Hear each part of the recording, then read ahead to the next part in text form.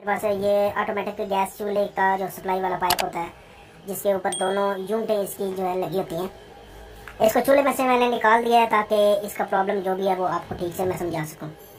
तो इशू जो है ना वो आज ये बताना है इस वीडियो में कि बार बार आप इसको अगर ऑन करें तो कभी ऑन हो जाए कभी ना हो। ये ऑटो की जो आग होती है, चूल्हा ऑटोमेटिकली जो आप नाप घुमा के ऑन करते हैं तो किसी टाइम चल जाए किसी टाइम ना चले, तो उसका जो इशू होता है ना वो क्या होता है और क्या उसका हल है। तो ये जो वायर है ना, ये देखें बिल्कुल इसकी नीचे जो दो नोजलें लगी हुई हैं ना, बिल्कुल इसके ऊपर से गुजर के इसमें लग रही होती है। और बाज़ औक़ात इन नोज़लों से मामूली सी अगर गैस लीक हो ना तो वो वहाँ से आग पकड़ लेती है और इस तार को जो है ना वो फिर जला देती है। तो ये वायर बाज़ार में से आप किसी भी गैस अप्लायंसेस की शॉप से नई परचेज़ कर लेंगे, नई लेके तो खुद ही अगर आप चाहें तो इसमें फिक्स कर सकते हैं। तो यूनिट को आप अगर चूल्हे में से निकालना चाहें तो चूल्हे में से निकाल भी लें। ये जो ऊपर वाली साइड पे दो पेच लगे हुए हैं, इसको पाइप के साथ जहाँ से ये अटैच की होती है, ये पेच खोलेंगे तो यूनिट को आप बाहर निकाल सकते हैं। बटन के नीचे दो पेच लगे होते हैं चूल्हे की बॉडी को, वो भी खोलेंगे तो आप चूल्हे में से निकाल भी लें तो तब भी ठीक है। अगर ना निकालना चाहें तो यहाँ से आप इसको खोल के, ये जो ऊपर पतरी जो है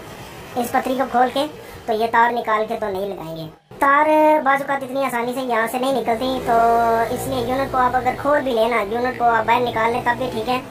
उसके लिए पहले आपने गैस की सप्लाई को ज़रूर बंद करना है। आप सिलेंडर पे चला रहे हैं चाहे सुई गैस पे चला रहे हैं तो गैस की सप्लाई को पहले बंद करना है। उसके बाद आपने यूनिट को खोल के बाहर निकाल लेना है और ये वाला हिस्सा जो है ना इसको खोल के इस तरीके से तार इसकी बाहर निकाल लेनी है। तार को ऐसे आप पेचकस से टेस्टर से पुश करके जो है ना यहाँ से निकालेंगे इस तरफ से। और ये जो छोटा सा बारीक सा जो है ना ये वाशर जो है, ये लॉक सा जो है, ये बहुत ज़रूरी है। इसमें नया जो है ना वो आपको साफ नहीं देते, इसलिए जब अपने पुरानी तार बीच में से निकालनी है ना तो इसको गुम नहीं करना। ये जो बिल्कुल ब्लैक सा, ये देखें, ये मैंने किसी दूसरी यूनिट में से निकाली है इसलिए ये इसके ऊपर ऑलरेडी लगी हुई है। लेकिन जब आप तार बाजार से लेंगे तो ये जो है ना ये इसके ऊपर नहीं लगा होगा। तो नई तार जो है ना इसको इस तरह ऊपर से इसमें जो है ना गुजार के तो यहाँ पे ऐसे फिक्स करनी होती है। इसका आगे जो है ना रुकावट बनी हुई है जो यूनिट के अंदर देखें उसका स्टेप बना हुआ है जहाँ पे वो लॉक सा जो है ना वो बैठेगा। तो इसमें अगर थोड़ी सी प्ले होना तो दूसरी साइड पे, इस साइड पे जहाँ पे जो है ना पेचकस से मैंने थोड़ा सा इसको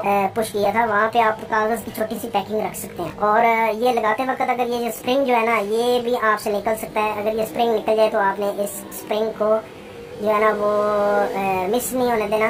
ये आपको फिर इसके लिए दोबारा से जाना पड़ेगा गैस अप्लायंस की शॉप पे, क्योंकि ये किसी और स्प्रिंग से जो है ना ये नहीं सेट होगा। तो इस तरीके से स्प्रिंग को लगा के अगर जो है ना वो स्टैगर जो है बीच में बिल्कुल दरमियान में जो स्टैगर है वो भी अगर निकल जाए उसको भी आपने वापस अपनी जगह पे बिठा के यहाँ इस तरीके से, ये इसकी एक साइड पे जो है ना वो ये इस तरह लॉक से बना होता है, दूसरी साइड पे जो है ना वो एक ही पेज इसको लगता है। तो इस तरह से आप अपने स्टोव को सेट कर सकते हैं। आपके जो है ना वो चूल्हे में ये प्रॉब्लम है, आप उसको बटन को आपको बार बार घुमाना पड़ता है तब वो चूल्हा आपका ऑन होता है। तो उसमें आप अपनी इस प्रॉब्लम को इस तरीके से सेट कर सकते हैं। तो ये इसमें तार का इशू था। तार के अलावा और भी इशू हो सकते हैं, वो भी इंशाल्लाह मैं नेक्स्ट वीडियो में डिटेल है उसकी बताता जाऊँगा। तो अभी आप देखें जब भी मैं नब को घुमाता हूँ तो वो ऑटो का फ्लेम जो है ना वो आ जाता है। फ्रेंड्स, आज इस वीडियो में कोई नई बात आपको सीखने को मिली हो तो वीडियो को लाइक और शेयर जरूर करना है। चैनल पे पहली बार आए हैं तो चैनल को सब्सक्राइब